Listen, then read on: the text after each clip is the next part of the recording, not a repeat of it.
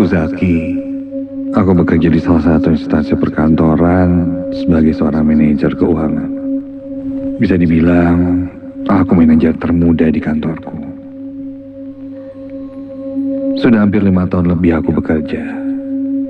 Ya, sesekali memang sering muncul rasa bosan dengan rutinitasku selama ini. Walaupun menjabat seorang manajer, namun menurutku apapun itu jabatannya, ya namanya pekerjaan sama saja. Dan sekedar ingin menghilangkan rasa jenuhku, aku mengambil cuti untuk melakukan camping mandiri.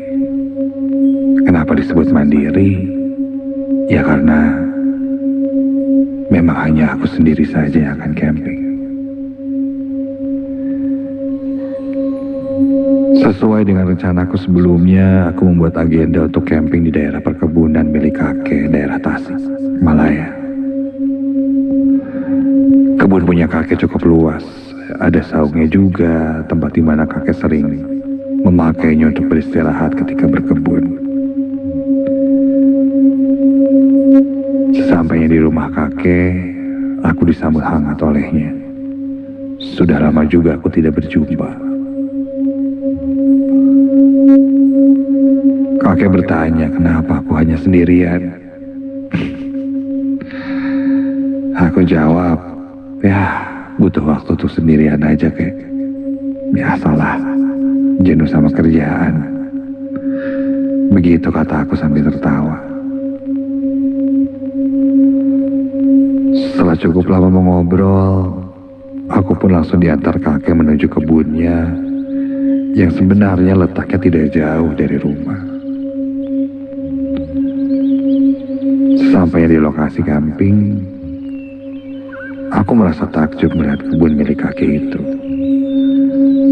Ternyata sekarang terlihat begitu luas dan pemandangannya pun sangat indah. Kakek menunjukkan satu tempat untukku memasang tenda. Aku pun langsung bergegas pasangkan tenda, sementara kakek kembali menuju rumah.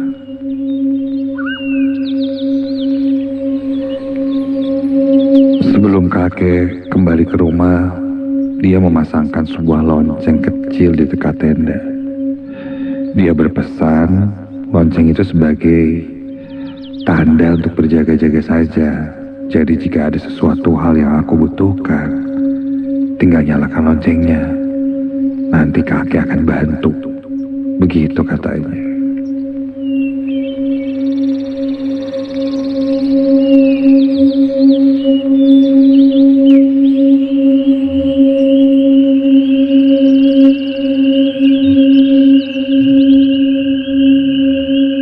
Singkat cerita, malam pun tiba. Tenda sudah terpasang, kayu bakar sudah disiapkan untuk api unggun. Dan ketika itu jam 8 malam.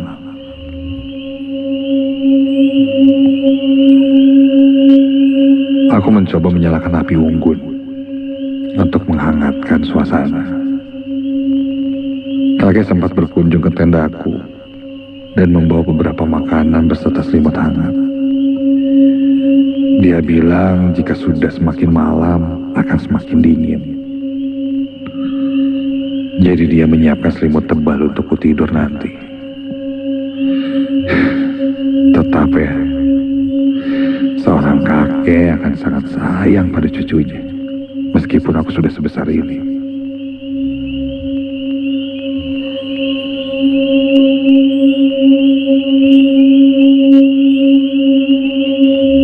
Dia pun berpesan pada aku, kalau sudah masuk jam 10 malam, lebih baik jangan berada di luar tenda.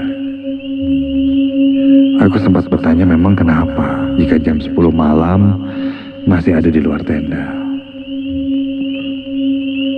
Dia hanya tersenyum dan berkata, sudah, diam saja di dalam tenda dan jangan pernah keluar.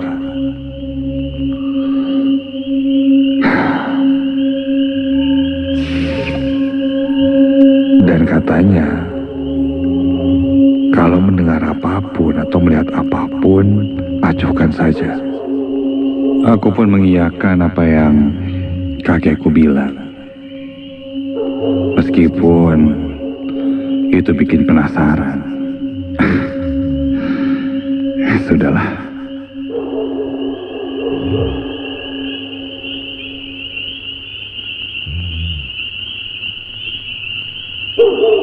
Waktu pun berlalu. Kakekku sudah pulang dan kini meninggalkanku sendirian sambil menikmati api unggun. Aku pun menyalakan musik di handphoneku, menikmati pemandangan malam hari di depan tenda.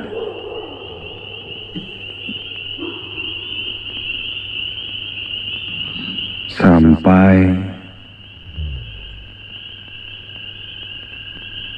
karena sangat menikmatinya, aku pun sempat terlelap. Terlelap di depan dan di luar tenda dekat api unggun. Sadar-sadar, ketika aku terbangun sudah jam 11:30 malam. Aduh, jam segini. Sebelum masuk tenda, aku matikan api unggun terlebih dulu. Benar kata kakek. Udara semakin dingin dan suasana semakin hening. Aku masuk ke dalam tenda, merebahkan diriku di matras, dan mulai bersiap untuk tidur. Sampai terdengar suara lonceng yang berbunyi. Sepertinya itu suara lonceng yang dipasang di depan tenda. Siapa yang membunyiin ya? Kek? Kakek di luar.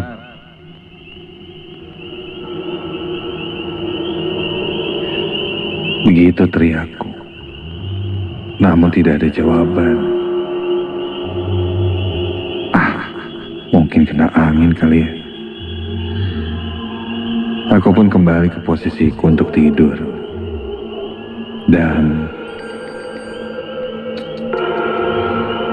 suara lonceng itu kembali terdengar olehku. Dan kali ini terdengar seperti dimain-mainkan.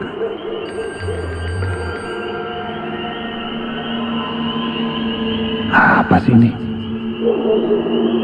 Penasaran, aku pun buka pintu tenda dan melihat keluar. Dan ketika kulihat, lonceng sudah bergerak-gerak dengan sendirinya. Terkena angin. Karena kurasakan hembusan angin ketika itu cukup besar sehingga lonceng pun bergerak terkena angin.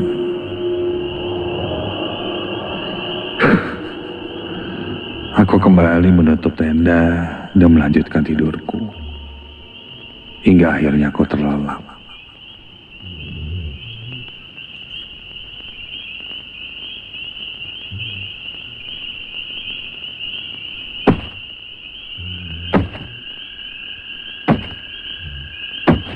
Entah berapa lama aku tertidur,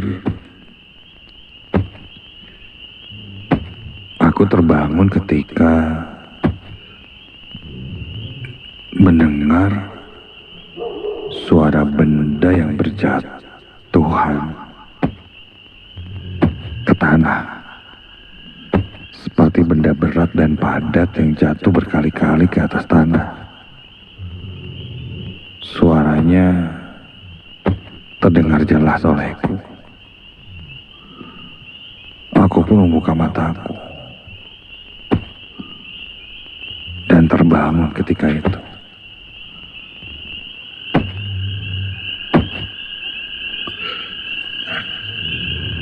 Ini suara apa ya? Suaranya masih terdengar jelas dari arah luar tenda. Aku pun keluar dari tenda dan kulihat ke sekitar tidak ada apa-apa.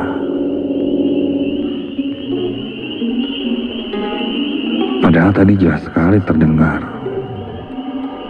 Kupastikan lagi sampai tak jauh dari tendaku itu ada sebuah saung.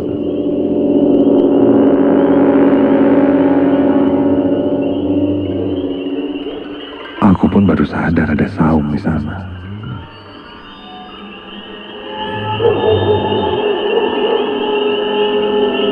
Saung yang sederhana, terbuat dari bambu, dan kulihat ada seseorang di sana.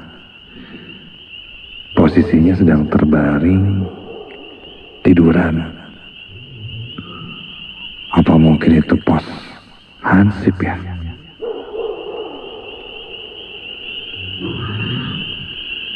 Karena dari jauh kulihat dia memang seperti Hansip atau penjaga malam yang sedang tidur sambil memakai sarung.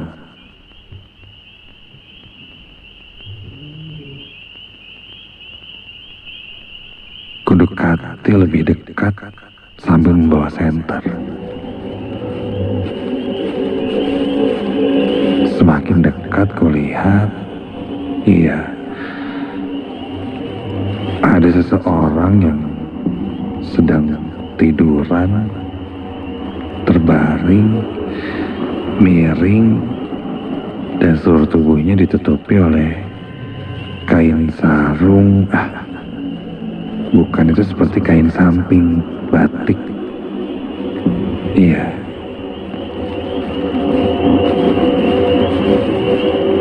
Aku pun mendekatinya. Bentuknya memang terlihat seperti seseorang yang sedang tiduran. Dan seluruh tubuhnya ditutupi oleh kain samping. Ketika semakin dekat,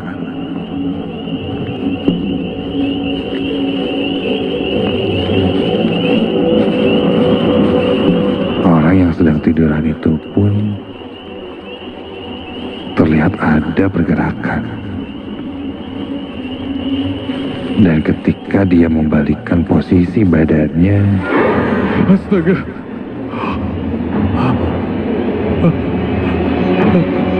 dari balik kain samping yang kulihat itu terbungkus satu sosok yang seluruh badannya ditutupi kain kafan. Itu sosok pocong, terbaring di saung dengan wajahnya yang hancur menghitam dan matanya merah melihat ke arahku. Kulihat lidahnya menjulur keluar seperti tercekik.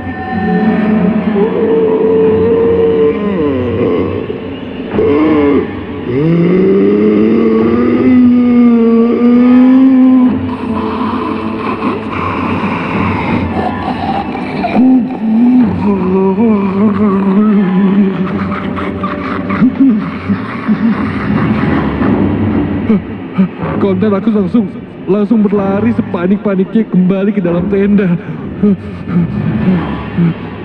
menutup pintu tenda dan menutup seluruh badanku dengan selimut. Jantungku berdegup kencang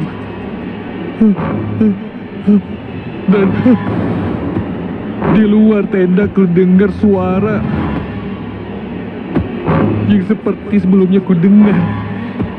Dan kali ini ku yakin itu suara pocong yang sedang melompat-lompat di sekitar tendaku. Diiringi suara lonceng yang terus-menerus berbunyi sangat kencang.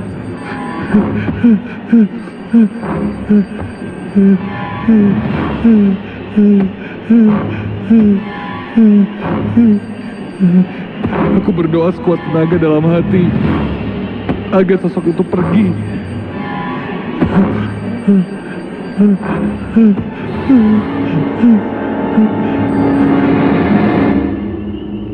tak lama suara lonceng itu pun hilang.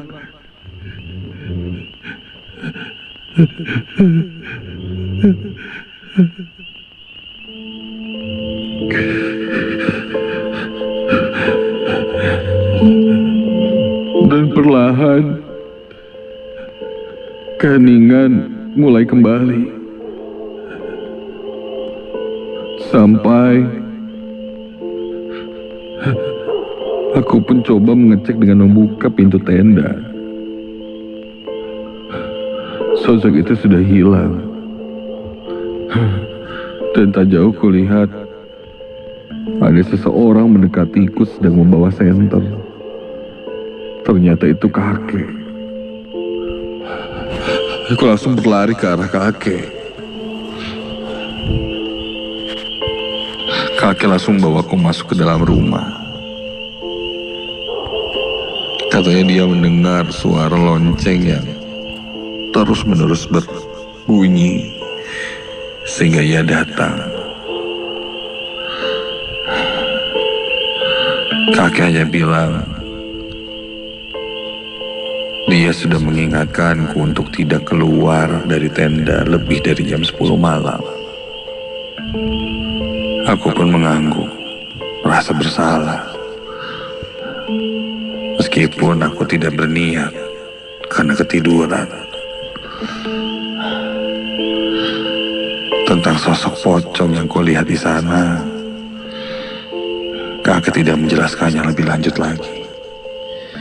Dan sampai saat ini masih menjadi misteri untukku.